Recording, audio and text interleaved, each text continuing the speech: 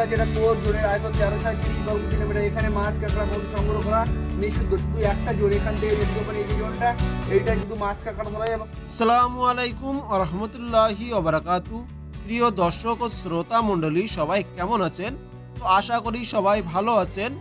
আজকের ভিডিওতে আপনাদের সঙ্গে শেয়ার করব সুন্দরবন ভ্রমণ। বিস্তারিত শুরু করার আগে আমাদের চ্যানেলে নতুন হলে চ্যানেলটি সাবস্ক্রাইব করে অল নোটিফিকেশনটি অন করে রাখুন, কারণ আমাদের চ্যানেলের ভিডিও সবার আগে দেখার জন্য ও পাওয়ার জন্য।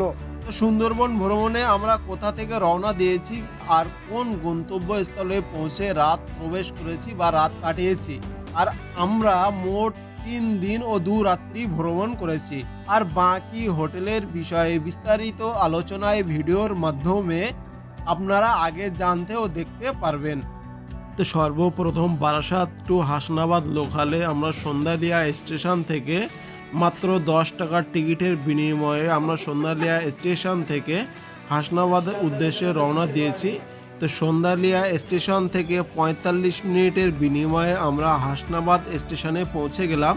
তো হাসনাবাদ স্টেশনে নেমে সেখান থেকে টোটো করে মাত্র 10 টাকার বিনিময়ে আমরা সেখান থেকে হাসনাবাদ জেটি ঘাট বা ফেরিঘাটে পৌঁছে গেলাম।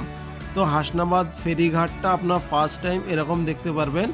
আর ফেরিঘাটের ভিতরে এন্ট্রি করার পরে ফেরিঘাটের যে ভিউটা আপনাদের খুবই সুন্দর লাগবে, কারণ এই হাসনাবাদ ফেরিঘাটটি নূতনভাবে বানানো হয়েছে আর সব কিছু নূতন দেখতে পারবেন। তো ফেরিঘাটে এন্ট্রি করার পরে এরকম ভিউ আপনারা ভালোভাবে দেখতে পারবেন। আর লঞ্চগুলো, যতগুলো লঞ্চ এখানে দাঁড়িয়ে আছে সব লঞ্চগুলো এইভাবে দেখতে পারবেন। তো আমাদের যে সুন্দরবন ভ্রমণ টোটাল 3 দিন ও 2 রাত্রি। তো ফেরিঘাটে পৌঁছানোর পর ফেরিঘাটের চারি সাইডটা আপনাদের ভিডিও করে দেখিয়ে দিই। আর সাথে সাথে এটা বলবো যে এটা আমাদের ফ্যামিলি ট্যুর ছিল। তো এখানে আপনারা দেখতে পাচ্ছেন যে হাসনাবাদের জেটি ঘাট বা ফেরিঘাট এরকম দেখতে পারবেন। তো এখানে অনেকগুলো লঞ্চ দাঁড়িয়ে আছে, সাথে সাথে আমাদের যে লঞ্চ আছে সেটাও দাঁড়িয়ে আছে। তো এই লঞ্চের নামটা আপনারা ভালোভাবে দেখতে পারবেন, MV শ্যামলী। আর আমাদের যে লঞ্চটি ছিল সেই লঞ্চটি অনেক সুন্দরভাবে সাজানো ছিল।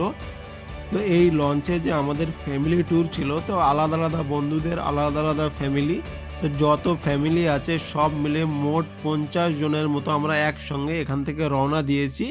তো সবাই লঞ্চে পৌঁছানোর পরে আমরা এখান থেকে রওনা দিয়েছি।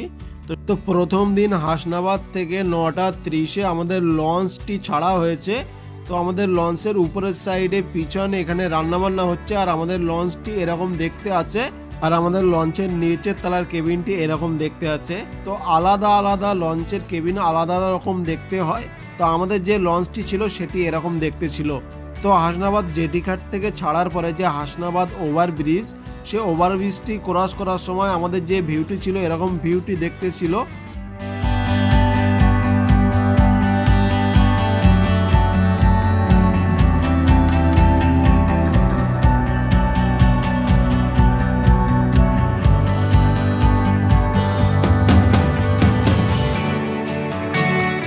তো আমাদের যে লঞ্চের ড্রাইভার বা পাইলট বলতে পারেন, সে এরকম দেখতে ছিল। তো আপনারা ভালোভাবে দেখতে পারেন বা চিনে রাখতে পারেন। তো আমরা যে হাসনাবাদ ওভারব্রিজটি, সেই ওভারব্রিজটি ক্রস করার সময় আমাদের লঞ্চের ভিউ বা হাসনাবাদের ওভারব্রিজের ভিউটি এরকম দেখতে ছিল। তো আপনারা ভালো করে দেখতে পারেন। তো আমাদের লঞ্চটি ছাড়ার কিছুক্ষণের মধ্যে, ঘন্টা খানিকের মধ্যে আমাদের নাস্তা কমপ্লিট হয়ে গেল। তো নাস্তা কমপ্লিট হওয়ার পরে আমরা এইভাবে চলতে থাকলাম।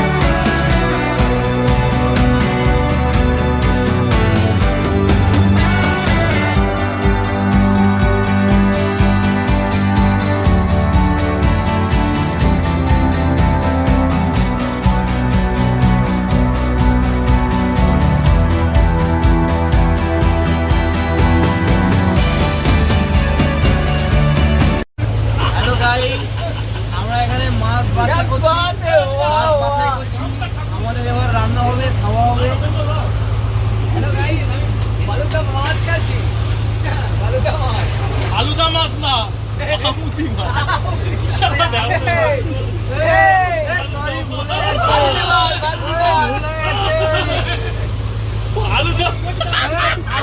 তো প্রথম দিন দুপুরবেলা চিকেনের ঝোল রান্না হবে বলে চিকেন ধোয়া হচ্ছে, সাথে সাথে সাথে সাথে রাত্রের জন্য বেগুন ও মাছ রান্না হবে, তার জন্য এখানে মাছও ভেজে কমপ্লিট করে রাখা হবে, কারণ এখানে আলাদাভাবে রান্নি নেই। আমাদের বন্ধু বা আমরা সবাই মিলে একসঙ্গে রান্নাবান্না করেছি আর খুব আনন্দ করেছি। তো দুপুরে খাওয়া দাওয়া কমপ্লিট করার পরে আমরা এইভাবে চলতে থাকলাম। তো পথে যেতে যেতে বা নদীতে যেতে যেতে অনেক ধরনের বোট বা অনেক ধরনের ছোটোখাটো জাহাজ বা লঞ্চ আপনারা দেখতে পারবেন বা আমরা দেখতে পেয়েছি, সেগুলো আপনাদের সঙ্গে শেয়ার করলাম। তো এখানে যে ছোট জাহাজটি যাচ্ছে সেই জাহাজটি আপনারা ভালো করে দেখতে পারবেন। পুরো ভিউটা আপনাদের দেখানোর জন্য এই জাহাজের পিছন সাইড থেকে বা সামনের সাইড থেকে পুরো ভিডিও করে বা পুরো ডিটেলসে আপনাদের সঙ্গে শেয়ার করেছি। এই জাহাজটি সম্ভবত বাংলাদেশ থেকে আসছে। তো বিকালের ভিউটা আমাদের লঞ্চ থেকে এরকমভাবে দেখতে পাচ্ছি, বিকালের ভিউটা আপনারা দেখতে পারবেন। এরপরে বিকালে আমরা যে জাহাজটি চলতে দেখেছি সেই জাহাজের সাউন্ডটা আমার খুবই ভালো লেগেছে, আপনারা একটু শুনুন। আর এই জাহাজের সাউন্ডটি আপনাদের কেমন লেগেছে কমেন্ট করে অবশ্যই জানাবেন।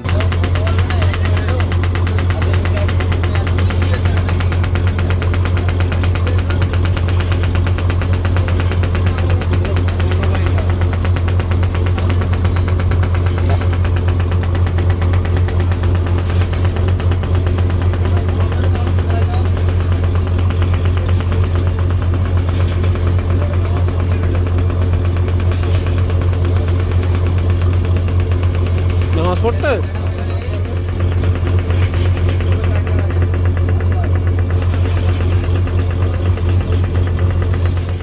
আর এই জাহাজটি সম্ভবত বাংলাদেশ থেকে আসছে। তো বাংলাদেশ থেকে আসা যে জাহাজটি, এই জাহাজের উপরে একটি ভাই আছে, সেই ভাইটি সম্ভবত জোহরের নামাজের সময় হয়ে গেছে, তো জাহাজের উপরে দাঁড়িয়ে দাঁড়িয়ে নামাজ পড়ছে, সেটা আপনারা এখানে উপভোগ করেছেন বা দেখেছেন। যতটুকু দেখেছি ততটাই আপনাদের সঙ্গে শেয়ার করলাম। তো এইভাবে চলতে চলতে সন্ধ্যে 5:30 নাগাদ আমরা পাখিরালয় পৌঁছে গেলাম। তো পাখিরালয় পৌঁছে পাখিরালয় যে ফেরিঘাট সেটি আপনাদের এইভাবে দেখালাম, আপনারা দেখতে পারবেন। তো পাখিরালয় 5:30 পৌনে 6টার দিকে আমরা পৌঁছানোর পরে আমরা সারা দিনটা আমাদের লঞ্চে কেটে গেল। তো আমরা সন্ধ্যা 6:30 নাগাদ আমরা হোটেলে পৌঁছালাম। তা আমাদের যে হোটেলের রুমটি ছিল সেটি এমন দেখতে ছিল। তো এই রুমের ভিতরে ডবল বেড ছিল। তো ডবল বেডে 4 জন, আমরা 4 জন মোট আমরা এখানে ছিলাম, সঙ্গে একজন বাচ্চা ছিল। এই রুমের যে বাথরুম বা ওয়াশরুম সেটি এমন দেখতে ছিল। তো একটা জিনিস এখানে বলে রাখা যায়, আমরা যে হোটেলে বা রুমে থেকেছি সেটা হলো বেশি হাইফাই না, নর্মাল বা মিডিয়াম বলতে পারেন। তো এই রুমের আমাদের টোটাল ভাড়া পড়েছিল 2 নাইটসে 2000 টাকা বা 2 রাত্রি আমাদের 2000 টাকা ভাড়া পড়েছিল। তো আমরা যে হোটেলে থেকেছি সেই হোটেলের নাম হচ্ছে সুন্দরবন ইউনিক কটেজ। তো এখানে নাম্বার শেয়ার করলাম, আপনাদের যদি কোনো ইনকোয়ারি থাকে আপনারা ফোন করে বা কল করে জানতে পারবেন। যদি আপনারা অনলাইন বুকিং করতে চান তো এই নাম্বারে কল করে কিছু অ্যাডভান্স করে আপনারা বুকিং করতে পারবেন। আর এই হোটেলের যে বাগান বাড়িটি সেটি এমন দেখতে ছিল, রুমের বাইরে এত সুন্দরভাবে সাজানো ছিল, প্লাস রাস্তা এরকমভাবে রাস্তাও ছিল, ঠিক আছে। তো আমরা যে রুমে থেকেছি সেই রুমটা আমাদের নিচে বা গ্রাউন্ড ফ্লোরে ছিল। তো আমাদের রুমের ফ্রন্ট সাইডটা এরকম দেখতে ছিল, আপনারা দেখতে পারবেন। তো এই ভিডিওর মধ্যে যতটুকু শেয়ার করা হোটেলের বিষয়ে শেয়ার করেছি, আপনাদের যদি আরও কিছু জানার থাকে তো কমেন্টে আপনারা জিজ্ঞাসা করতে পারেন। তো পরবর্তী দ্বিতীয় দিন আমরা সকালবেলা সূর্যখালি পৌঁছেছি, প্লাস আমাদের একটি গাইডম্যান ছিল, গাইডম্যান কি কি বলেছে সেটি আপনারা শুনুন। যাওয়ার সময় তার আগে এখানে একটা পয়েন্টে, মানে যেটাকে বলা হয় অ্যাকোরিয়াম, ওখানে 2খানা রাখা আছে। আমরা 3খানা পয়েন্টে যাব, এরপরে যাব সজনেখালির পরে যাব সুদর্ণখালি, সেখানে এরকম একটা দিয়ে এন্ট্রি হবো, আবার যে বেরিয়ে আসবো, সেখান থেকে যাব দোবাকি, তারপরে যাব ঝড়খালি। তো আপনাদের বলার আছে এইটাই, আপনারা কিন্তু কেউ টিম ছাড়া হবেন না, আপনাদের যে লঞ্চটা এসছে নামটা মনে রাখবেন শ্যামল। এরপরে আমরা এখান থেকে দোবাকি পৌঁছেছি, দোবাকি থেকে আমরা ওখান থেকে আবার ঝড়খালি গিয়েছি। তো আমরা দ্বিতীয় দিন দোবাকি বা ঝড়খালিতে গিয়ে কি কি দেখেছি আর কি কি বিষয়ে আমরা জানতে পেরেছি বা আপনাদের সঙ্গে শেয়ার করার মতো আছে, সেগুলো একটা ভিডিওতে বলতে বা দেখাতে অনেক লম্বা হয়ে যাচ্ছে। সেই কারণে আমাদের এই ভিডিওর দ্বিতীয় পার্ট আপনারা দেখতে চাইলে আমাদের চ্যানেলটি সাবস্ক্রাইব করে রাখেন। তো আমাদের এই সুন্দরবন ভ্রমণের দ্বিতীয় পার্ট আপনাদের সঙ্গে শেয়ার করব। তো এই ভিডিওটি এতক্ষণ ধরে দেখার জন্য সবাইকে অসংখ্য ধন্যবাদ।